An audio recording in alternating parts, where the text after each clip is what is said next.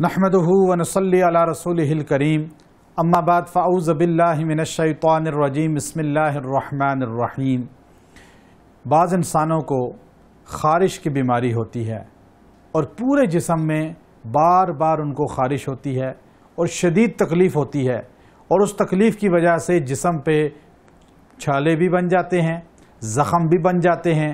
اور وہ اس تکلیف کی وجہ سے نہ دن کو سو پاتے ہیں نہ رات کو سو پاتے ہیں، سکون ختم ہو جاتا ہے،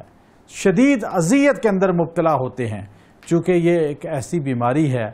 جس کی وجہ سے انسان عاجز آ جاتا ہے، کسی مجلس میں بیٹھ نہیں سکتا،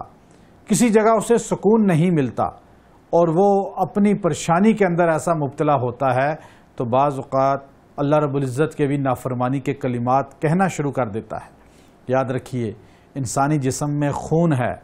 اور خون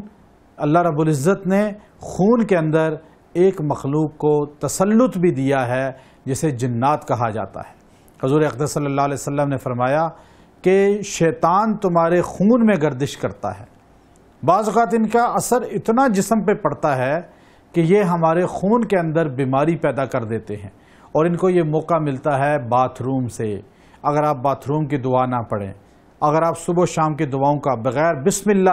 بسم اللہ الرحمن الرحیم پڑھے بغیر آپ کھانا کھا لیں تو شیطان آپ کے ساتھ کھائے گا اور آپ اس کا جھوٹا کھائیں گے، جس کی وجہ سے آپ کے جسم میں مرض پیدا ہوں گے۔ خارش کی بیماریاں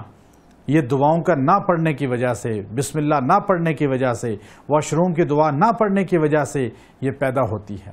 اب اس خارش کے مرض سے چھٹکارے کے لیے بہترین چیز یہ ہے کہ ہم اللہ کے حضور صدق دل سے توبہ کریں، اور اس کا مجرب عمل امام جعفر صادق رحمۃ اللہ علیہ نے نقل فرمایا کہ اگر خارش کا مریض سورہ قدر کو 17 بار پانی پہ دم کر کے صبح و شام پیے، اور اپنے جسم پہ پانی کے چھینٹے لے اور ایک بالٹی میں تھوڑا پانی ڈال کے دم والا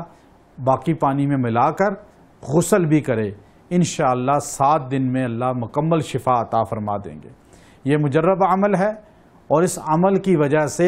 بہت سے مریض اللہ نے شفا یاب کیے، تو انشاءاللہ اللہ تبارک و تعالی سب کو شفا عطا فرمائے۔ وآخر دعوانا ان الحمدللہ رب العالمین۔ ویڈیو کے نیچے سبسکرائب کے بٹن پہ کلک کریں، بیل کے آئیکن پہ کلک کیجئے تاکہ ہر نئی ویڈیو کی نوٹیفیکیشن آپ کو مل جائے۔